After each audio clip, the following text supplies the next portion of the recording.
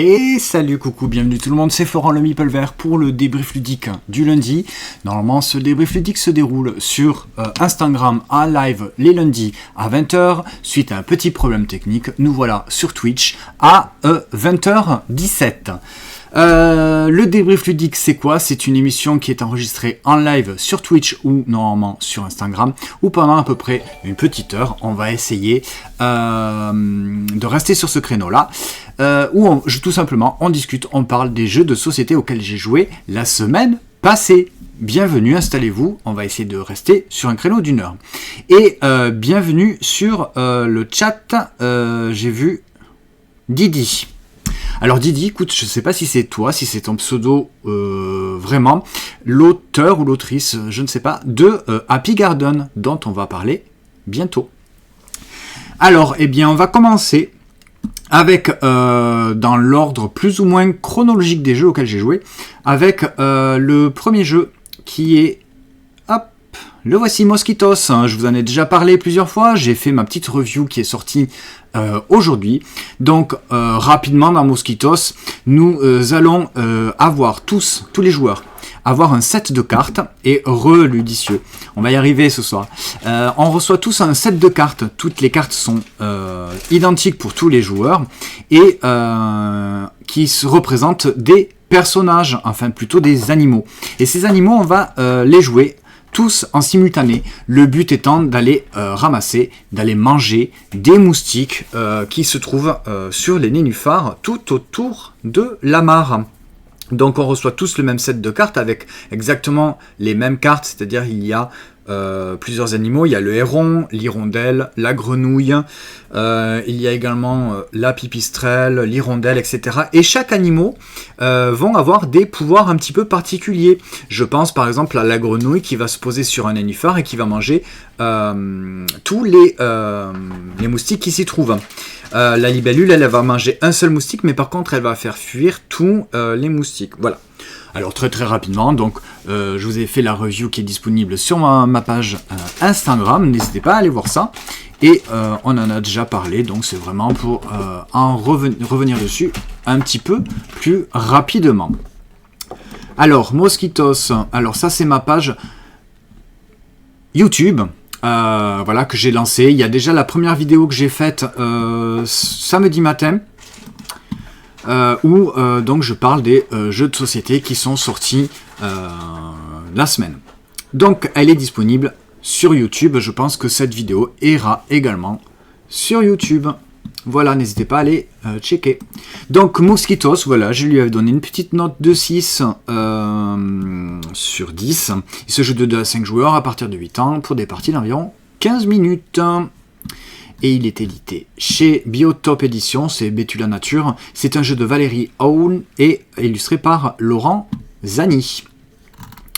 Le prochain jeu, hop là. Le prochain jeu, c'est Cartaventura Cosmologia. C'est le nouveau Cartaventura, donc de chez Blam, où nous incarnons un proche de Galilée, qui nous, entre guillemets, convoque, puisqu'il est, il va être en procès, car pour hérésie, en fait, suite à son écrit Les Dialogues, qu'il a publié, qui, en fait, si vous voulez, il y avait plusieurs théories comme quoi c'était la Terre qui était au centre de l'univers, et la théorie où c'était le Soleil au centre de l'univers. Après voilà, c'est tout un truc d'astronomie.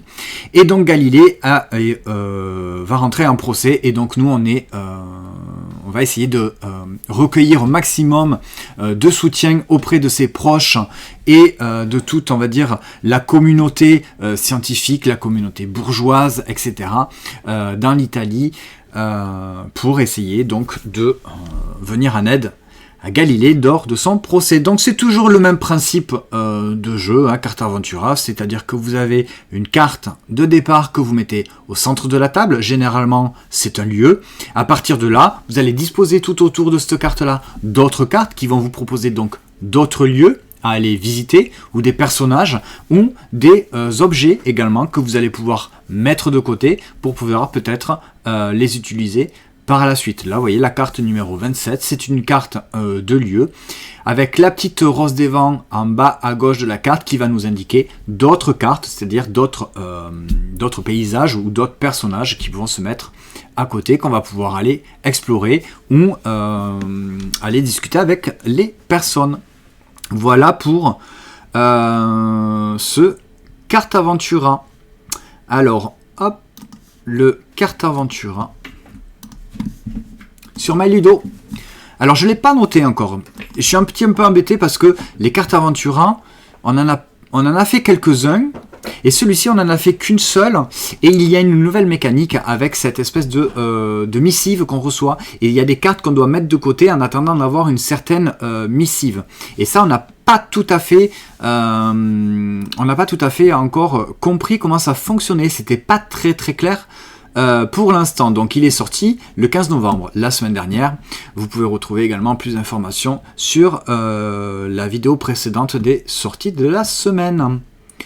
Le prochain jeu, n'hésitez pas à marquer des commentaires si jamais vous avez déjà joué et si ce jeu vous intéresse ou pas.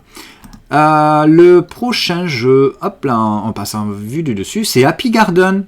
Pareil, Happy Garden, je vous en ai parlé dans la vidéo précédente des sorties de la semaine. Happy Garden, c'est chez Funforge. Très très bon petit jeu et super mignon. Vous voyez, vous avez l'ouverture de la boîte en direct. Dans Happy Garden, tout simplement, c'est un petit jeu de pose de tuiles. C'est le printemps. Et il y a un concours du plus beau jardin. Donc les souris jardinières, comme par exemple celui-ci, vont rivaliser pour avoir le plus beau jardin. Et comment ça va se dérouler? Tout simplement en posant des tuiles et composer une espèce de tableau. Alors, à mon tour de jeu, c'est très simple. On a le petit marché qui est ici. On joue directement dans le plateau de jeu. Vous avez vu le plateau, hop, il s'ouvre. Et on va mettre nos tuiles ici. Les tuiles qui se trouvent dans ce sac en toile. Et donc, on va en piocher 6 pour mettre dans le marché, c'est-à-dire à la jardinerie. Et on va en piocher 2 qu'on va installer directement dans notre jardin, à côté de notre, on va dire, de notre cabanon en fait. Hein. Donc les tuiles fleurs sont toutes recto verso. Le côté blanc et le côté, on va dire, quand on le pioche. Et pour arriver à marquer des points, eh bien il va falloir que on les rende heureuses. Alors il y a des fleurs, mais il y a également des nains de jardin et des moulins. C'est une autre façon de marquer des points. Tout simplement pour rendre les fleurs heureuses, il faut qu'elles soient adjacentes à une fleur de la même couleur ou une fleur de la même forme. Par exemple, pour valider cette fleur-là, vous voyez, qui est ici, hop là, il faudrait que j'ai une fleur de la même forme, peu importe la couleur, et une fleur bleue. Donc je pourrais très bien prendre, par exemple, au marché, celle-ci, qui est bleue, et la mettre à côté. Il faut qu'elle soit adjacente.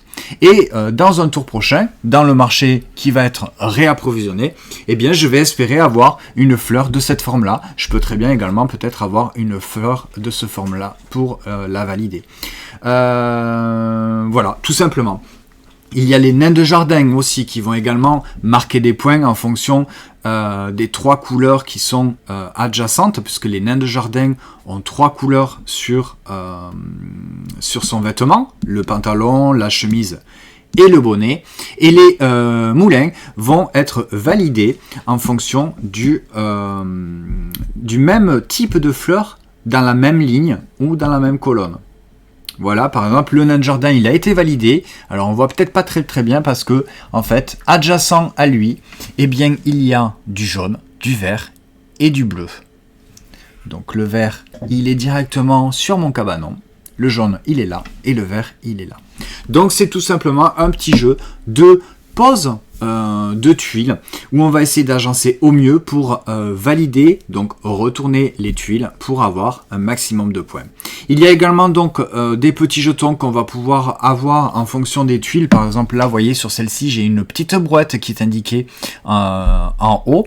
Et bien ça va me permettre donc de prendre un jeton brouette. Ces jetons brouettes, je vais pouvoir les dépenser pour aller, au lieu d'aller chercher dans la jardinerie la ligne du bas, bien, je vais pouvoir aller chercher dans la ligne du haut. Et si j'en dépense 2, je vais pouvoir réagencer une fleur à l'endroit que je souhaite. Merci Tony, à bientôt. Voilà pour Happy Garden. Très très bon petit jeu. Et en plus, il est super mignon. Je trouve les illustrations très mignonnes. Un petit peu façon enfantine, aquarelle. C'est très lisible, c'est très clair. Et franchement, ça marche plutôt pas mal parce que c'est un joli casse-tête en fait de réfléchir quelle tuile je vais prendre, où est-ce que je vais la mettre pour essayer de valider au maximum. Ça se joue assez rapidement puisqu'il y a des jetons également compte autour qui vont au fur et à mesure donner une petite alors soit un bonus, soit un malus sur suivant les jetons, mais voilà, ça permet vraiment de créer pour chaque, on va dire, tour de jeu une petite règle différente. Donc Happy Garden qui est sorti également la semaine dernière. C'est un jeu donc chez Funforge, c'est donc l'auteur Didi et illustré par Marie Cardoua. J'aime beaucoup ce jeu. Je lui ai mis un 6,5 et bien j'y ai rejoué et je pense que je vais le passer à 7. Voilà, je suis un petit peu plus convaincu. Alors, on n'y a joué qu'à 2 pour l'instant. On a fait plusieurs parties à 2. À voir ce que ça donne. Ça peut se jouer jusqu'à 5 joueurs à partir de 8 ans. Donc, très familial et accessible pour des parties d'environ 30 minutes. J'aime beaucoup ce petit Happy Garden. Le prochain jeu, on va peut-être rester directement sur la page MyLudo avec Comet. Comet, c'est un jeu qui est sorti, qui va sortir bientôt chez Atalia. Alors sur la page MyLudo, il n'y a pas le jeu en français. C'est le même. Il se joue de 2 à 4 joueurs à partir de 12 ans pour des parties d'environ 45 à 75 minutes d'après les infos MyLudo. Tu te souviens, Anto, à peu près la date de sortie de Comet? Je pense que c'est en décembre. Hein, je pense que voilà, c'est avant les fêtes, en tout cas. Donc 40 €, je suis pas sûr que ce soit également ce prix-là, puisque c'est pour la boîte anglaise et allemande. À voir. Je vous en dirai plus quand j'en ferai ma review. Du coup, on va pouvoir passer en vue du dessus, puisque j'ai le jeu. Hop là, on va le mettre un petit peu plus droit, voilà. Alors, Comet, comment ça va se passer? On va recevoir des cartes en main, puisque ça se joue principalement avec des cartes. Ces cartes-là sont tout simplement des dinosaures. Ces dinosaures-là sont aussi bien des dinosaures, on va dire, classiques, standards, comme on peut les connaître, comme on peut en avoir la représentation, mais on peut avoir également beaucoup de mammifères et beaucoup de marsupiaux. Il y a également des dinosaures marins. Voilà.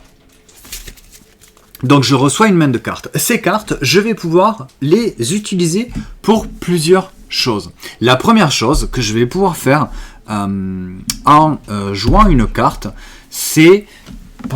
Je veux bien que tu me donnes une carte classique, parce que ça c'est les cartes Comet, et en fait j'ai l'impression que c'est pas tout à fait les mêmes. Je vais pouvoir les utiliser de 2 façons. La première, c'est faire éclore un œuf de dinosaure. Vous voyez sur le plateau, il y a plusieurs valeurs, vous voyez peut-être pas d'ailleurs, mais bon. Et sur les cartes de dinosaures, admettons, si j'ai... Est-ce que je peux vous en trouver un de sympa de dinosaures? Allez, le Raptor, que tout le monde connaît, le Raptor dinosaure. Alors celui-ci, les illustrations sont vraiment très très sympas. Vous voyez sur cette carte-là, en bas à gauche, j'ai l'indication numéro 9. C'est-à-dire que si je décide d'utiliser cette carte pour faire éclore un œuf, eh bien je vais la mettre au niveau ici, hop, en haut de mon petit plateau. Je vais prendre, alors il est à l'envers, c'est pour ça. Hop, je vais prendre le jeton associé. Est-ce qu'on voit? Voilà, comme ça. Je décide de jouer cette carte pour faire éclore ce Raptor. Je prends le jeton associé et je le place sur l'œuf numéro 9, qui est ici. Alors, vous le voyez peut-être pas, mais tous les œufs, en fait, ils sont numérotés de 2, tout à fait en haut, jusqu'à 11, même voire 12 là-bas. Et donc là, voilà, j'ai utilisé cette carte pour faire éclore un œuf. Par la suite, je pourrais utiliser une autre carte. Par exemple, je pourrais utiliser cette carte-là. C'est un coucou. Voilà, et oui. Et je vais pouvoir l'utiliser pour, non pas pour faire éclore ce dinosaure à l'emplacement numéro 4, mais pour déplacer un déjà disponible sur le plateau. Et comment je vois pour les déplacements? Eh bien, je vais pouvoir voir le type de tuiles, les types de terrain sur lequel mon dinosaure va pouvoir se déplacer. Alors là, on le voit peut-être pas. Je veux bien que tu prennes la carte, que tu la montres. Voilà. Hop, pas autant, hein. On voit rien du tout. Là, voilà. Donc là, vous voyez, il y a 2 types de terrain sur la carte. Il y a le vert foncé et le vert un petit peu plus clair. Et bien tout simplement, je vais pouvoir déplacer mon dinosaure sur une tuile, sur un emplacement vert clair, c'est-à-dire ici, et sur un emplacement vert foncé. Par exemple, si j'avais plusieurs dinosaures qui étaient répartis sur le plateau, j'aurais très bien pu faire un vert clair et un vert foncé. Je peux répartir. Le but, tout ça, c'est tout simplement d'amener tous mes dinosaures tout à fait en haut du plateau. C'est bizarre parce que là, il n'y est pas. En haut du plateau, dans la grotte, pour en fait tout simplement sauver le dinosaure. Une fois que je réussis à sauver mon dinosaure, je reprends mon jeton, je le remets sur mon plateau. Admettons c'était celui-là. Ma carte, donc correspondante, je la mets en bas de mon plateau. Et maintenant, ce dinosaure, en fait, il va m'apporter un petit pouvoir. Donc, soit un pouvoir immédiat, soit un pouvoir permanent, soit un pouvoir de scoring de fin de partie. Tout simplement, à chaque tour, je vais pouvoir jouer une carte pour faire éclore un dinosaure, jouer une carte pour déplacer mon dinosaure. J'ai également une phase de repos où je vais pouvoir repiocher des cartes et refaire ma main de cartes pour pouvoir continuer à jouer. Voilà pour Comet, puisque nous essayons de sauver les dinosaures. Et salut 67 Orin. Oh, super, merci beaucoup pour le raid. Bienvenue à tous. N'hésitez pas à dire à quoi vous jouiez. Merci, c'est très très gentil. Et salut GameSteph, merci. Salut Mokakiwi, bonsoir, bienvenue. Donc, Comet chez Atalia, et comme je vous disais, sur MyLudo, il n'y a pas la fiche MyLudo du jeu chez Atalia en français. C'est pas très grave. Donc il est prévu de sortir aux alentours de décembre pour avant les fêtes chez Atalia. Et il sera certainement pas à 40 €. Je pense qu'il sera quand même un petit peu moins cher. Merci beaucoup à tous qui parlent pour la première fois dans le chat. C'est mes tout débuts de Twitch. J'ai fait un live samedi matin pour les sorties de jeux de société de la semaine, et le lundi soir maintenant, normalement c'est sur Instagram. Maintenant je me mets plus sur Twitch. C'est pour parler des jeux de société auxquels j'ai joué sur la semaine passée. Merci Tête de Slip pour l'abonnement, pour le follow plutôt. C'est très très gentil. C'est gentil. Merci GameSteph. Donc voilà pour un petit peu mon programme. Le samedi matin, c'est les sorties de jeux de société de la semaine, et le lundi soir, c'est les jeux auxquels j'ai joué. Et merci pour le follow Logan Serval, c'est gentil, merci beaucoup, ça fait très très plaisir.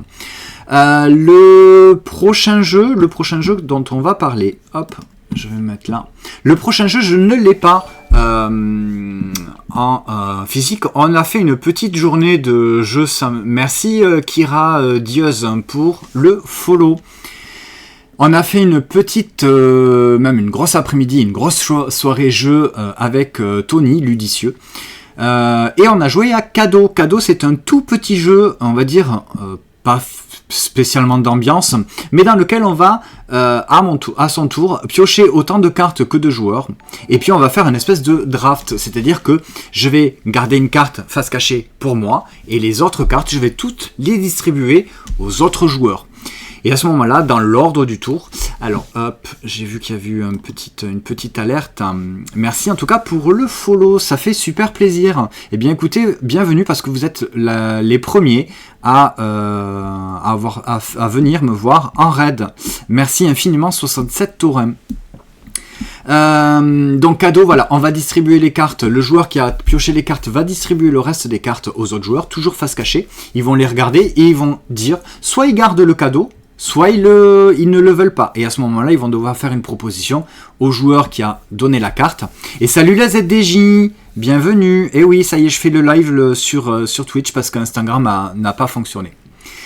Et donc à ce moment-là, le joueur va décider de accepter ou pas le cadeau. S'il accepte, très bien, il la pose devant lui, il va construire un espèce de petit tableau pour marquer des points. Et s'il ne l'accepte pas, il va devoir faire une proposition. Il va devoir essayer de deviner quel type de carte, soit le type de cadeau ou soit le type de couleur. Hein, bref, parce que peut-être que je pourrais vous montrer s'il y a des photos, voilà. Soit le type de cadeaux sont les nounours, les boîtes de chocolat, les Rummikub, les chaussettes, et le type de ruban pour pouvoir essayer de lui piquer sa carte, parce que peut-être que le joueur qui a distribué les cartes, il avait une carte très très bien qu'il voulait se garder pour lui, mais il a essayé il a distribué des cartes qui ne l'intéressaient peut-être pas, ou alors à l'inverse, il a tenté ses adversaires.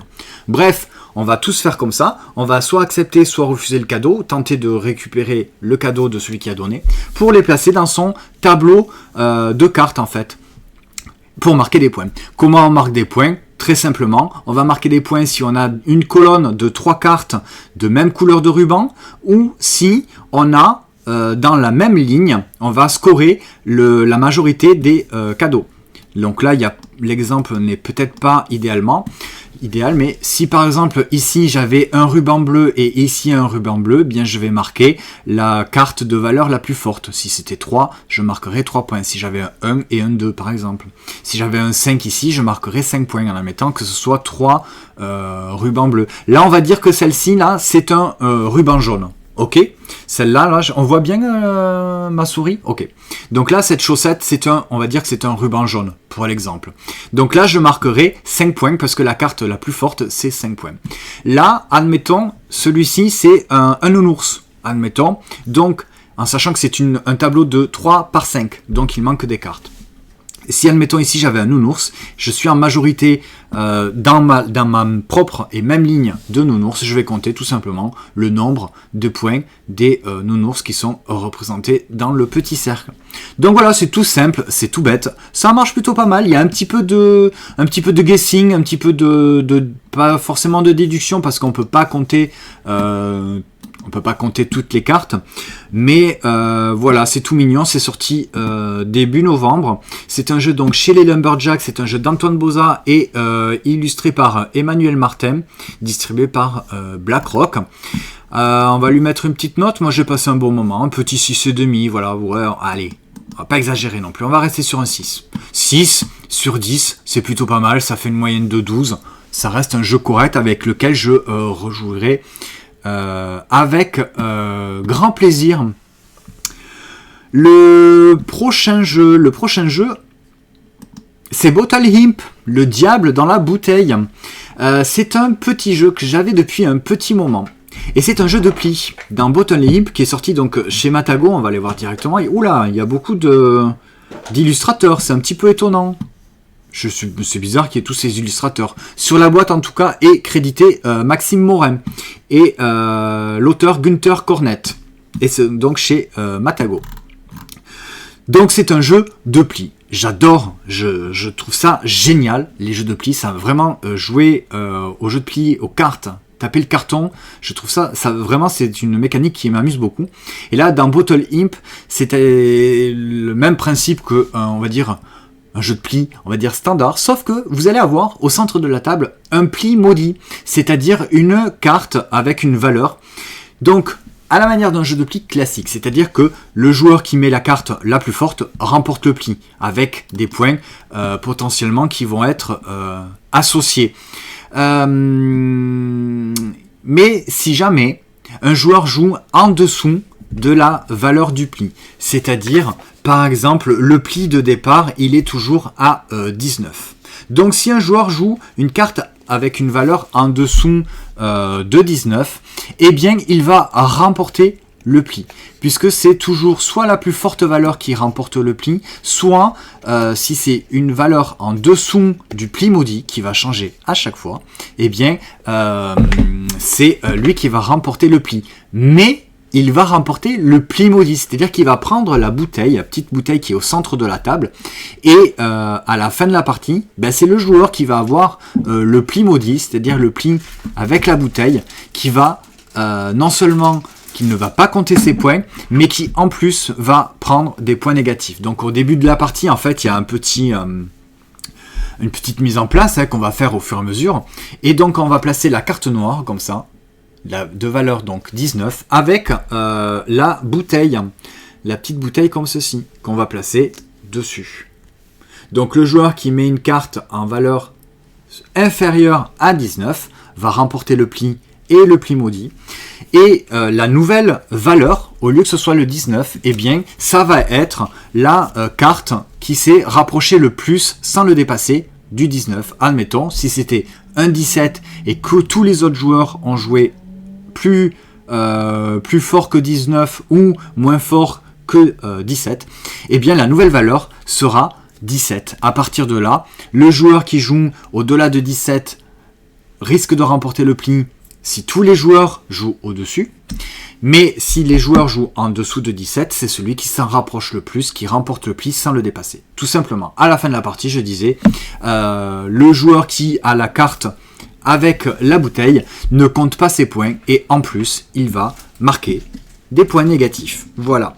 Alors on a fait une première partie avec, on était 5, donc on a essayé de faire la variante avec 2 bouteilles. Ça a été un petit peu le micmac, c'était un petit peu le bazar. Bon, on y a rejoué à 2 parce qu'il y a une variante à 2 qui fonctionne très très bien, puisqu'il y a 2 mains de cartes. On va avoir une main de carte face cachée et une main de carte face visible, face cachée pour l'adversaire. Et donc voilà, et ça fonctionne très très bien. Moi je trouve ça très très bon, vraiment ça m'éclate. Donc pour ça on va mettre un 7 sur MyLudo. Il est sorti fin septembre aux alentours de 10,90 €. Donc voilà, il y a des cartes et des bouteilles pour pouvoir y jouer. Ce joue de 2 à 4 joueurs à partir de 10 ans pour des parties d'environ 30 minutes. J'aime beaucoup ce jeu-là. Le prochain jeu, je vous en ai déjà parlé, c'est pas vraiment une nouveauté, mais c'est un jeu assez récent, c'est Inori. Inori qui est sorti fin septembre aux alentours de 36 € chez les Space Cowboys. C'est un jeu de Mathieu Aubert et Théo Rivière, illustré par Suzanne de Montron. Alors je lui avais mis un 5,5, j'ai été un petit peu sévère, puisque je n'avais fait que des parties à 2 joueurs. À 2 joueurs, j'ai pas trouvé ça idéal. Alors il se joue de 2 à 4 à partir de 10 ans pour des parties d'environ 30 à 45 minutes. Alors à 2 joueurs, voilà, pour moi c'est 5,5 à 2 joueurs. J'ai pas été convaincu. C'est ce jeu de placement d'ouvriers où en fait nos ouvriers ce sont des offrandes qu'on va positionner sur des cartes afin de récupérer des jetons offrandes. Vous voyez, ça ce sont les ouvriers, on va dire, qu'on va placer pour récupérer les jetons qui sont placés en dessous. Si je me mets là, par exemple, je récupère les 2 jetons rouges, dans le but de faire des majorités et de marquer des points tout au long de la partie, et en fin de partie suivant, on va dire, le grand arbre des esprits, je sais plus. Donc à 2, je dois vous avouer que ça fonctionne que moyennement. Nous avons rejoué donc à 4 joueurs, et j'étais un petit peu plus rabiboché avec ce jeu, du coup il va passer à 6. C'est quand même beaucoup mieux d'y jouer à 3 ou 4, même voire à 4 carrément, à Inori, parce que du coup, on va scorer les cartes en fonction du nombre de personnages qu'il y a sur la carte. Là, vous voyez ces différentes cartes de couleurs, en fait. Là, il y a 3 personnages, le joueur blanc s'est mis aux 3 endroits, donc là, la carte va scorer. Le joueur blanc va scorer tous ses jetons bleus. Par contre, il y a un espace qui n'est pas rempli, vous voyez ici, cet espace n'est pas rempli, eh bien les jetons verts ne vont pas marquer de points. Et à ce moment-là, à la fin de la manche, on va renouveler un petit peu les cartes. Soit la carte est complète, on va renouveler par une carte bleue, soit la carte n'est pas complète et on va renouveler par une carte grise. Et franchement, à 4 joueurs, c'est beaucoup mieux puisque à 2 joueurs, on se bloque un petit peu moins. Se bloquer sans se bloquer, puisque c'est un petit peu coop. Pour marquer les points, il faut se mettre à tous les endroits. Mais c'est pas du coop du tout. Et voilà, au moins comme ça, à 4 joueurs, il y a le même nombre d'emplacements et on peut essayer de feinter, de se placer à un endroit pour essayer de récupérer les bons jetons faveur de la bonne couleur, mais en essayant de pas compléter la carte pour pas que notre adversaire marque les points. Si par exemple lui là, on voit qu'il a plein de jetons jaunes, eh bien si je suis son adversaire, je vais essayer de pas faire compléter cette carte puisque sinon il va marquer les jaunes. Et moi si j'ai pas de jaune, je vais pas marquer de points. Voilà. Donc, à 4 joueurs, eh bien, Inori, ça marche beaucoup mieux. C'est pour ça que du coup, j'augmente la note et je lui mets un 6. Voilà, donc j'ai la boîte avec la vue du dessus. Vous avez vu un petit peu le matériel sur les photos My Ludo. C'est tout aussi bien. Le prochain jeu, on va repasser. Et salut Logan. Alors, tu nous dis, Inori, il est très sympa, je trouve, même à 2. Écoute, moi j'ai été un petit peu déçu pour Inori à 2. J'ai trouvé que voilà, c'est des jeux des livres, il répond. On a moins aimé à 2 ici, mieux à plus. Voilà. Alors, Logan, je ne sais pas si tu as déjà joué à Inori à 4. Je serais curieux d'avoir ton avis. Si jamais tu as joué à 4, n'hésitez pas à le dire. Moi à 2, voilà, j'ai trouvé ça un petit peu moyen, ça m'a pas déplu, mais bon, je n'ai pas été convaincu. J'ai largement, donc comme je le répète, j'ai largement préféré jouer à 4 joueurs. Pas encore joué à 4. Eh bien écoute, si tu as aimé déjà à 2, je sais pas, peut-être que tu n'aimerais peut-être pas à 4, à voir. En tout cas, on en reparlera et n'hésite pas à me dire ce que tu en auras pensé. Le prochain jeu, je peux vous proposer de parler de Duck and Cover. Et Duck and Cover, on va rester sur My Ludo parce que je n'ai pas la boîte. Il est sorti donc à la fin du mois d'octobre. Je lui avais mis un 5,5. Mais je pense que je vais rester à 5,5. Alors attention, 5,5, ça reste un jeu avec une note supérieure à la moyenne. Alors, autant certains vous diront, oui, Duck and Cover, c'est naze, c'est un skijo-like, c'est dans la même veine, ça vaut pas grand-chose. Eh bien moi, je suis plutôt d'accord du fait que ce soit un skijo-like. Mais pour les joueurs de jeux de société qui jouent beaucoup, comme nous, comme vous peut-être qui êtes dans le live ou qui vous regardez cette vidéo, vous trouvez peut-être que le skijo, eh bien, ça ne vous intéresse plus. Eh bien, je pense que quand on commence à jouer aux jeux de société, on a tous joué à skijo. J'ai une boîte de skijo à la maison et je pense que tous les joueurs ont une boîte de skijo à la maison, à part les gros jeux, les gros joueurs de jeux de 4 heures qui n'ont pas de skijo. Mais je pense que dans toutes les ludothèques, on va dire assez classiques, assez standards, familiales, on a tous un skijo à la maison. Eh bien, Duck and Cover se veut un petit peu dans la même veine, c'est-à-dire que c'est un petit jeu très familial, très accessible. Et c'est plutôt sympa parce que c'est très simple et ça marche très bien. Alors, hormis le fait de crier coin quand on n'a pas la carte demandée, c'est un jeu où on va essayer de marquer le moins de points possible. À chaque tour, il y a une carte, une valeur de carte qui est appelée. Et cette carte-là, on va la déplacer soit sur une autre carte en la recouvrant, soit en la déplaçant autour. Le but étant de marquer le moins de points possible. Une fois qu'un certain nombre de cartes est éliminé, eh bien, on va regarder notre score et celui qui a le moins de points remporte la partie. Voilà. Il faut pas être, des fois je pense qu'il faut peut-être pas être trop prétentieux sur les jeux de société.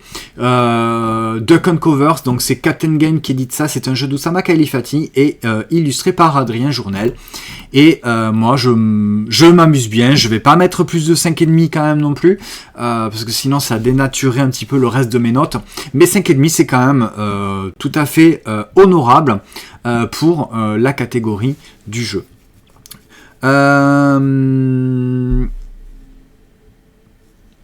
Alors qu'est-ce que vous Alors ouais, alors après sur BGA, peut-être que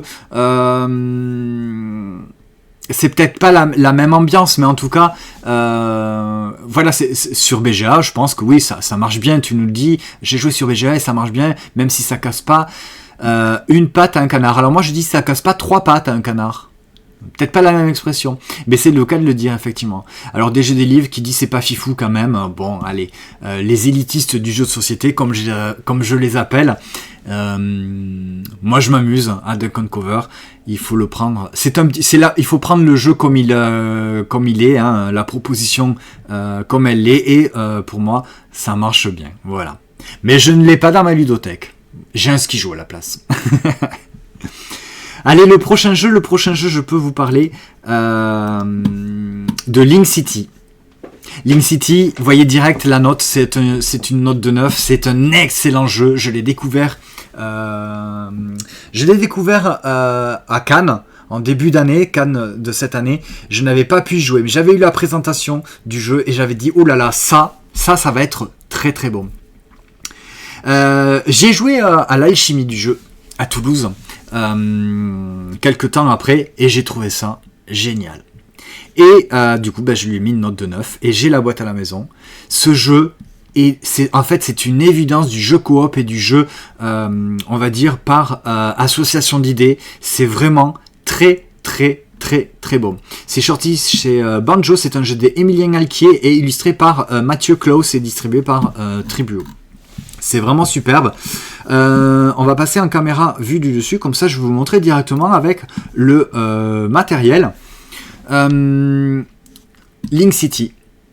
Je veux bien que tu ouvres la boîte.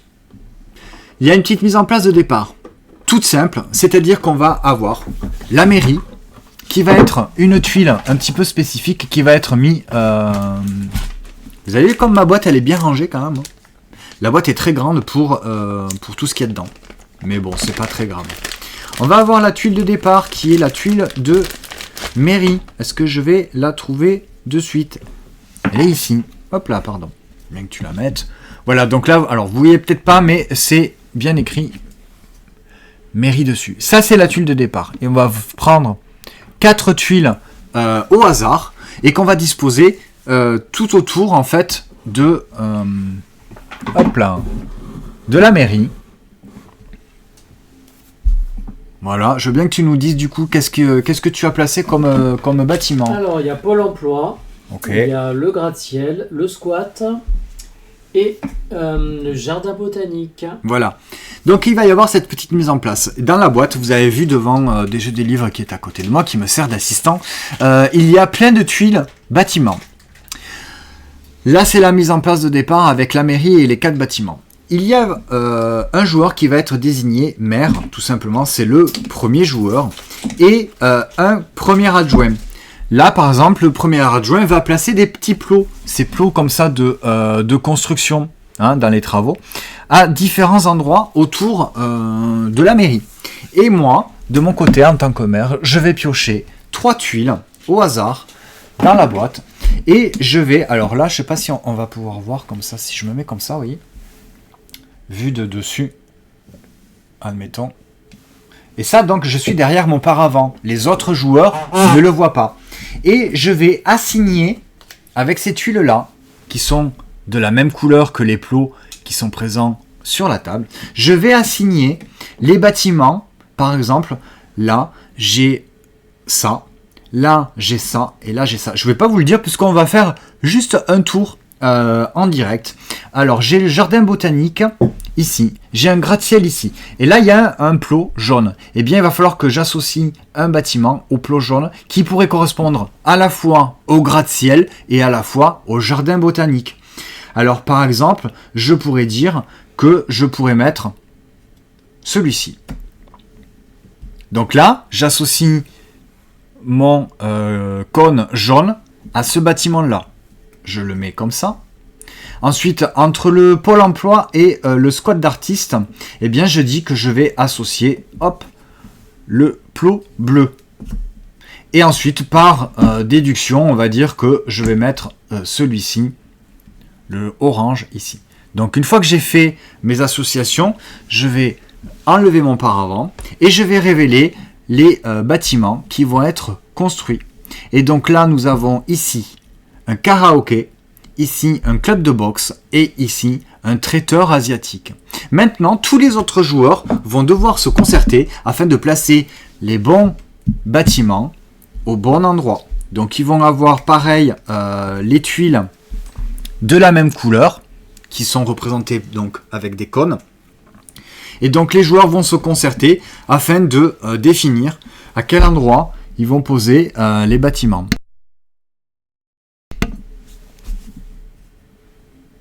Donc là, ils discutent, ils se disent oui, alors moi, le karaoké, je vais peut-être plus le mettre là, le club de boxe, c'est plus logique de le mettre à tel endroit, en fonction des bâtiments. Et alors en fait, en discutant comme ça, eh bien les joueurs, tout autour de la table, vont se raconter eh bien, une histoire. Ils vont se dire...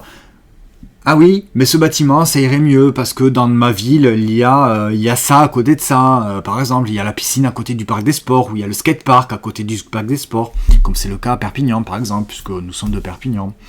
Une fois que tous les joueurs se sont mis d'accord, eh bien, on va révéler au fur et à mesure, ou en fait, suivant l'envie du maire. Donc là, ils ont décidé de mettre ici, entre le gratte-ciel et le jardin botanique, ils ont décidé de mettre le traiteur asiatique. Est-ce que moi, en tant que maire, j'ai pris la même décision? Je retourne tout simplement la tuile. Malheureusement, j'avais pas eu la même idée, puisque moi, le traiteur asiatique, je l'avais mis ici. Alors en fait, non, je crois que je me suis trompé, parce que j'avais pas dit ça. Bref, parce que je pense que j'avais plus fait ça en fait. Voilà, je m'étais trompé, c'est pas grave. Et donc voilà, on révèle, et là, eh bien c'est un perfect, on va dire. Effectivement, le traiteur asiatique que j'ai ici, j'avais bien décidé moi de le poser entre le jardin botanique et le gratte-ciel, donc on le construit.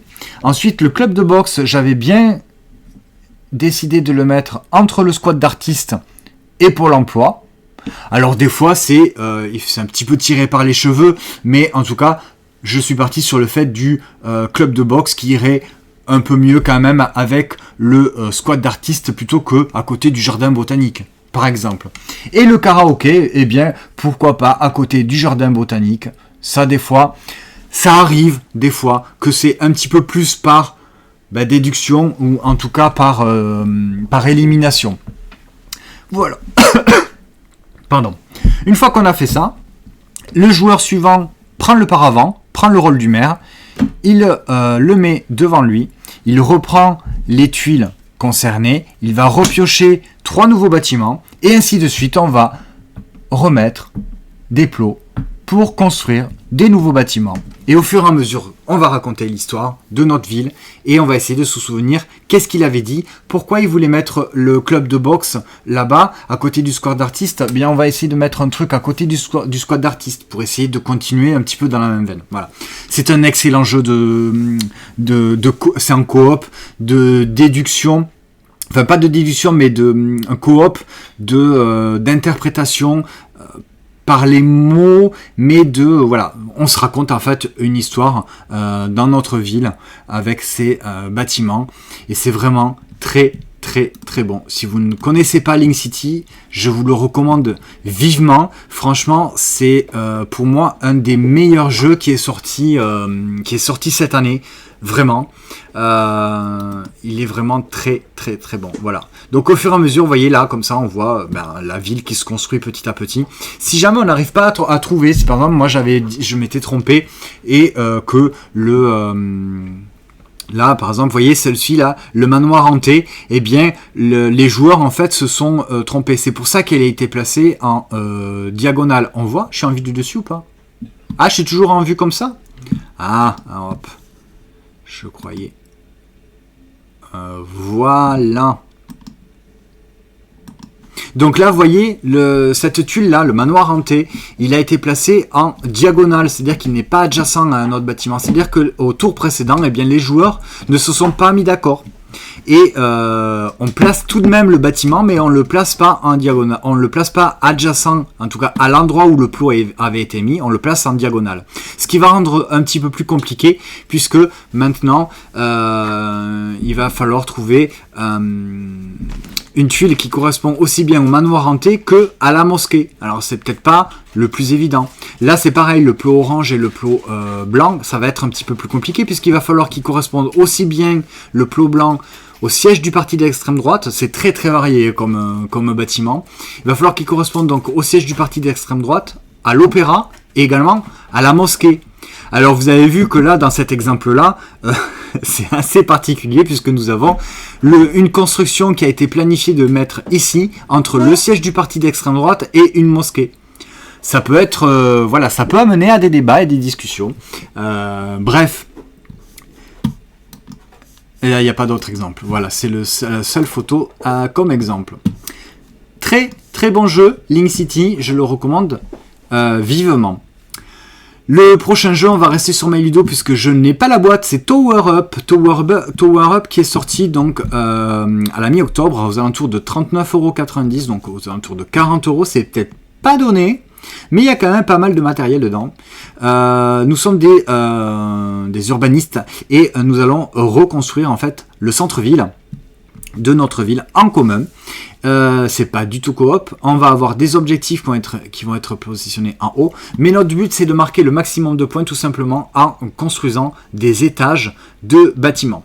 Pour poser un bâtiment, il va falloir que je construise un premier à un endroit vide. Par exemple, si je voulais me mettre ici, là, placer un bâtiment au milieu de ce parc, eh bien il va falloir que je mette un bâtiment d'une couleur, mais différente des bâtiments qui sont adjacents. Donc là, je ne pourrais pas mettre ni un marron, ni un noir, parce qu'il y a déjà le marron et le noir. Je pourrais mettre soit un gris ou un blanc, puisque comme couleur, c'est gris, blanc, noir et marron. Donc je devrais mettre soit un blanc, soit un gris, mais en plus, je devrais mettre sur les bâtiments ici, là, faire un étage supplémentaire, ici un marron et ici un noir. Donc il faudrait que je dépense un étage blanc, un étage noir et un étage marron. À partir de là, une fois que j'ai dépensé mes étages de bâtiments, je vais pouvoir mettre un toit, c'est-à-dire tous les toits de couleurs que vous voyez, le jaune, l'orange, le vert et il y a le rose qu'on voit ici. Et c'est à partir de là que ça va nous permettre de valider certains objectifs. C'est-à-dire que là, les objectifs, si j'ai pas mis de toit à ma couleur, je ne peux pas valider cet objectif, etc. pour tous les bâtiments. J'ai un petit plateau perso également qui va me permettre de marquer des points supplémentaires et de pouvoir rejouer des tours. C'est-à-dire que si je place, si le joueur qui a mis son toit jaune ici, il a augmenté sa piste marron, puisque c'est un bâtiment marron, de 3, puisqu'il y a 3 étages. Donc, il augmente de 3, ça va lui permettre de remporter plus de points à la fin de la partie et de temps en temps de pouvoir rejouer un tour supplémentaire. Donc mon tour de jeu c'est très simple. Soit je pose des bâtiments si j'ai de quoi les poser, de quoi entre guillemets les payer en dépensant les bonnes couleurs, soit tout simplement je vais piocher une carte dans le marché pour refaire mon stock de bâtiments. C'est-à-dire que par exemple là, je pourrais prendre une tuile, enfin un bâtiment gris, un bâtiment noir et un bâtiment blanc. Je ne sais pas s'il y a d'autres photos ou peut-être on voit un petit peu mieux. Voilà, dans le distributeur qui est là. Vous voyez, donc soit je pioche une carte et je me resserre des étages, soit je me dépense mes étages pour les mettre sur la map. C'est vraiment très très bien, c'est pareil, c'est un jeu que j'avais découvert à l'Alchimie du jeu à Toulouse, je lui avais mis un 7, vous voyez directement, je pense que je vais rester sur 7, il se joue de 2 à 4 joueurs à partir de 8 ans, pour des parties d'environ 30 à 45 minutes, c'est un jeu de chez Monolith Game, c'est un jeu de Franck Critin, Grégoire Larger et Sébastien Pochon, plus connu sur l'Artinchon, c'est eux, voilà, et illustré par Geoffrey Stepourenko, Laurent Escoffier et Nadège Calegari. Et c'est distribué par Asmodée. Voilà pour Tower Up, très très bon petit jeu. Enfin, petit jeu, c'est un gros jeu quand même. C'est pas un gros jeu très compliqué, mais c'est une grosse boîte avec, vous avez vu quand même, pas mal de matériel avec tous ces bâtiments en plastique. Donc voilà, moi j'ai beaucoup aimé ma partie, je suis bien content d'y avoir rejoué, j'y rejouerai avec grand plaisir. Je n'ai pas la boîte, ça pourrait que je me la procure, un de ces 4. Le prochain jeu c'est pareil, on va rester sur MyLudo parce que c'est un jeu que je n'ai pas. Et là assurément je peux vous le dire direct, c'est un jeu que je n'aurai jamais. Cryptid qui est sorti en 2019, en octobre 2019, aux alentours de 30 € chez Origame. C'est un jeu de Al Duncan et Ruth Weavers, illustré par Koenchai Moria, que je trouve très très bon comme illustrateur, distribué par Neoludis. Il a été nommé au Kennerspiel des Jahres, pardon. Cryptid, c'est un jeu tout simplement de déduction où on va poser des questions à ses adversaires, puisqu'on va avoir chacun des informations, pour essayer de trouver où est-ce qu'est le cryptide. Alors par contre, ce qui est ouf, c'est que il y a toute une mise en place, on va recevoir des informations sur l'endroit où est le cryptide, où il n'est pas.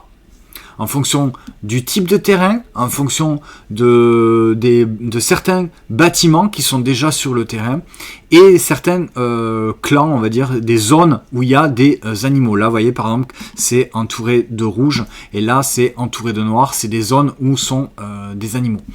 Les bâtiments, là, vous voyez, par exemple, là, ça, le truc vert, là, le truc blanc. Il y a également les espèces de cabanes, les triangles. Et tous les autres cubes que vous voyez, les cubes comme ça, et les cercles, ces cubes-là et ça, là, et ben en fait, ce sont les autres joueurs, ce sont les joueurs qui, tout au long de la partie, vont les poser. Si c'est un cube, ça veut dire que le cryptide n'est pas sur cet emplacement, et probablement pas sur une forêt, ou probablement pas à côté de ce type de bâtiment. Ou alors, peut-être pas à côté de la mer, ou pas à côté d'un marécage. Ok, ça nous donne ça comme information, mais ça nous donne quand même pas énormément de renseignements. Alors là, c'est très bizarre, je pense qu'ils doivent jouer à 5 là, du coup. Le cryptide, il est là.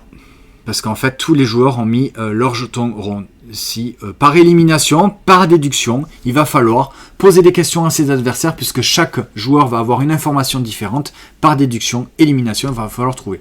Là, par exemple, le joueur vert a posé un cube, c'est-à-dire qu'on lui a posé une question, et il a l'information comme quoi, eh bien, le cryptide n'est peut-être pas sur un désert, il est peut-être pas à côté de cette cabane-là, mais il est peut-être pas également à côté de cette zone, d'une zone de ce type d'animal là, avec le liseré noir. Il est peut-être pas adjacent à une forêt, ou peut-être pas adjacent à la mer. Enfin, c'est énormément d'informations, et moi, ça, c'est impossible. J'ai été... Alors, on y a joué, hein, et même pour vous dire, j'ai gagné, puisque j'ai réussi à trouver le cryptide. Alors, on y arrive, hein, mais c'est quand même assez compliqué pour mon petit cerveau de vraiment réunir et de regrouper toutes ces informations, parce qu'il y en a beaucoup, que ce soit au niveau du type de terrain, que ce soit l'adjacence d'un type de terrain, que ce soit l'adjacence d'un type de bâtiment, à l'adjacence d'une zone d'animaux. Enfin, c'est... Oh là là, au bout d'un moment, tu sais plus. Ouais, c'est vrai que c'est moi qui ai gagné. Je sais pas comment j'ai fait. Alors... Ça va peut-être être un petit peu sévère, mais c'est pas du tout mon type de jeu. Alors j'ai passé un bon moment parce qu'on a joué entre amis, donc voilà, c'est toujours rigolo, mais c'est pas du tout mon type de jeu, donc je vais pas mettre... je vais pas être sévère parce que bon, c'est pas un mauvais jeu, mais c'est pas du tout ma came. Franchement, j'y rejouerai pas, je pense, à part si vraiment il y avait que ce jeu-là et que des amis voudraient... Vas-y, je veux absolument jouer à Cryptid. Ok, on joue à Cryptid, mais je vais pas spécialement m'amuser, quoi. Donc voilà, si vous aimez les jeux de déduction, de toute façon je pense que vous le connaissez, puisque c'est un jeu qui est quand même reconnu, il a déjà fait ses preuves, hein, en tant que jeu de déduction, donc voilà, mais moi c'est pas du tout ma came. Je l'ai comparé un petit peu à la recherche de la planète X, c'est un petit peu aussi chez Origame, c'est toujours un jeu de déduction, mais moi qui m'avais peut-être un petit peu plus convaincu à la recherche de la planète X, il n'y avait pas toutes ces informations, c'était un peu plus, on va dire un petit peu plus simple, j'ai trouvé. C'est pareil chez Origame, ils ont sorti également dans cette même esprit toute la gamme des chronologiques, où on interroge en fait c'est le Turing Machine, hein, c'est toute cette gamme là, hein, de Johan Levé qui est l'auteur, pas de Cryptid, mais dans cette gamme là où par déduction il va falloir trouver des réponses. Moi ça me prend la tête. Voilà. Qu'est-ce que vous dites, Ouais, c'est l'enfer. Ouais, des jeux des livres, il a pas non plus passé un super moment.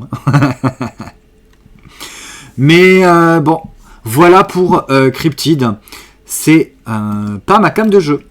Le prochain jeu, Detective Club. C'est pas un jeu récent et je n'y avais jamais joué. Il est sorti en juillet 2019, aux alentours de 30 €. Alors l'éditeur, c'est E-Game. C'est un jeu de Alexander Nevsky et illustré par M81 Studio. Je sais pas si c'est M81 ou M1981, pardon. Bref, il est sorti en 2019. Alors Detective Club, c'est comme un Dixit, on va dire, puisque ça se rapproche quand même beaucoup d'un Dixit avec toutes ces cartes illustrées, et d'un jeu un petit peu de... comment dire, c'est pas de la déduction, là on n'est pas sur la déduction, mais un petit peu de bluff et un petit peu d'enquête aussi.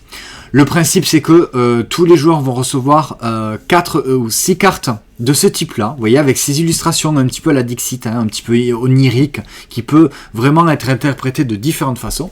Donc chaque joueur reçoit 6 cartes de ce type-là. Un joueur va jouer le détective, il va prendre les carnets, c'est-à-dire qu'il y a autant de carnets que de joueurs. Il va écrire sur une ligne un mot qui lui évoque un thème, en quelque chose qui est en rapport avec les cartes qu'il a devant lui.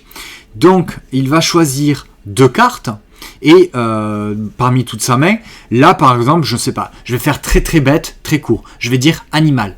Là, j'ai une carte avec un chat et là, j'ai une carte avec un crapaud. Voilà, je ne vais pas aller plus loin. J'écris sur, admettons, on est à 8 joueurs, parce que ça peut se jouer à nombreux. Admettons, on est 8 joueurs, et bien je vais écrire sur 8 calepins. Je vais prendre les 8 calepins, et sur les 7, je vais écrire animal. Et sur le 8e, je ne vais rien écrire du tout. Je vais distribuer face cachée tous ces calepins à tous les autres joueurs, et tous les joueurs vont regarder. Donc ils vont voir, les 7 joueurs vont voir animal, le thème, et un joueur ne va avoir aucune information. Le but, ça va être, à son tour, et bien de jouer, parmi ces cartes qu'on aura, de jouer une carte en rapport avec le thème. Donc, si c'était un autre joueur, si par exemple, je suis un autre joueur et que j'ai cette main de cartes, eh bien, je vais jouer le chat. Parce que c'est un animal. Parce que j'ai le thème, je vois sur mon carnet que j'ai marqué animal. Mais le joueur qui a reçu son carnet avec aucune information, eh bien, il va devoir bluffer, puisqu'il n'a pas l'information sur le thème, sur la carte qu'il va jouer. Donc, en fait, il va... en fonction de ce qui a déjà été joué, en sachant que c'est le détective qui va jouer sa première carte, il va devoir essayer de bluffer un petit peu, il va se dire, attends, il a joué cette carte, il a joué un chat avec des poissons, il a une espèce de cape, est-ce que c'est... qu'est-ce que ça peut être le thème? Bref, là je vous dis animal, mais c'est vraiment très très très facile, hein, ça peut être beaucoup plus onirique que ça, et on peut aller vraiment très très loin. On va faire le tour 2 fois, donc c'est-à-dire que chaque joueur aura joué 2 cartes en rapport avec le thème. Le joueur qui n'a pas le thème sous les yeux, il va falloir qu'il essaye de deviner c'est quoi le thème. À la fin, une fois que tous les joueurs ont joué 2 cartes, et le détective révèle le thème, et là, dans le sens horaire, tous les joueurs vont devoir justifier pourquoi ils ont mis cette carte. Eh bien, moi j'ai mis tout simplement le crapaud parce que c'est un animal. Eh bien, si le joueur n'avait pas le thème dans son calepin et qu'il a joué par exemple cet arbre-là, eh bien il a dit, moi j'ai joué cet arbre parce que c'est la seule carte que j'avais en main qui pouvait ressembler à un animal. Là, par exemple, s'il joue cette carte, eh bien, il est un petit peu embêté parce que son bluff, il tombe un petit peu à l'eau, ou alors il a intérêt à vraiment bien bluffer et à vraiment raconter une sacrée histoire à ses camarades pour essayer de pas se faire démasquer. Alors après, il y a tout un système de vote qui pense, les joueurs vont devoir voter avec ces loupes-là, quel joueur est l'intrus, on va dire, celui qui n'avait pas le thème, pour marquer des points. Il y a tout un petit système de scoring. C'est plutôt vraiment très très sympa. Je ne le connaissais pas. Je pense que si j'arrive à le trouver en boutique ou en occasion ou quelque part, je pense que c'est un jeu que je pourrais facilement me procurer. Du coup, je lui mets une note de 7. J'ai passé un très très bon moment. Il se joue à partir de 4. Il faut être au moins 4 pour pouvoir jouer. Et on a joué à 8, c'était excellent. Vraiment, c'est très très bon. Il y a de très gros fous rires. Il y a des gros bluffs. Et il y a des gros retournements de situation parce que dans une partie, en fait, on a tous voté plus ou moins contre le même joueur. Et en fait, pas du tout. Il avait vraiment l'indice. Il se trouve qu'il n'avait pas les bonnes cartes à jouer. Et alors que la personne qui n'avait pas l'indice, elle avait vraiment les bonnes cartes et elle avait réussi à trouver le thème, donc elle avait joué des cartes et elle avait pu bluffer et ça avait vraiment super bien marché. Les jeux de CC, si tu regardes cette vidéo, bravo, avec Matt, vous avez assuré sur ce tour là, c'était excellent. Voilà pour Detective Club. Il y a une petite extension qui va permettre de rajouter des cartes supplémentaires au jeu de base. C'est vraiment très très très bon. Hop. N'hésitez pas à marquer un commentaire si vous avez déjà joué à ce jeu, si vous connaissez, si ça vous donne envie ou pas. Le prochain jeu, hop, c'est Once Upon a Draft. Je vous en ai déjà parlé, Once Upon a Draft, j'adore. Je lui ai mis une note de 7. C'est ce jeu chez Gigamic dans leur nouvelle gamme de boîtes Biseau qui va se jouer en 3 étapes. Le premier, c'est le draft, c'est-à-dire qu'on va recevoir une main de cartes. Sur cette main de cartes, on va en choisir une. On va passer le paquet au joueur suivant. Le prochain chapitre, la prochaine étape, c'est à la façon d'une bataille ou d'un jeu de pli. Les joueurs vont tout simplement jouer leurs cartes. La valeur la plus forte remporte l'espèce de on va dire de pli, hein, vous voyez, pour Once Upon a Draft. Et on va faire l'effet de la carte sur toutes les cartes. En fait, elles ont un petit effet. Je vous montre une carte, par exemple, au hasard. Si j'ai hop, Tweedledee. Vous voyez, c'est que des personnages de contes de fées. Tweedledee, il a une valeur de 11. C'est pas une valeur très très élevée puisque ça va de 1 à 50. Donc avec 11, il y a peu de chances qu'on remporte le pli. Par contre, on va pouvoir marquer des points sur la phase avec, si jamais un autre joueur, hop, petite mise au point, si jamais un autre joueur a joué son partenaire, donc là c'est Tweedledee, eh bien, si dans le même tour de jeu, un autre joueur a joué Tweedledum, eh bien on va marquer un cœur. Un cœur, c'est tout simplement 2 points. Donc ça, c'est pendant la phase, on va dire, de pli bataille. Donc chaque carte va avoir une valeur pour remporter le pli. Des icônes aussi qu'on voit sur le côté, puisque certaines cartes vont marquer des points avec des icônes. Et un petit effet qui vont permettre en fait de marquer des points en fonction de avec qui cette carte est. Par exemple là, on voit pas la mise au point en fait. Hein. Bon bref. On va marquer les points en fonction de la carte, suivant si elle a un effet ou pas.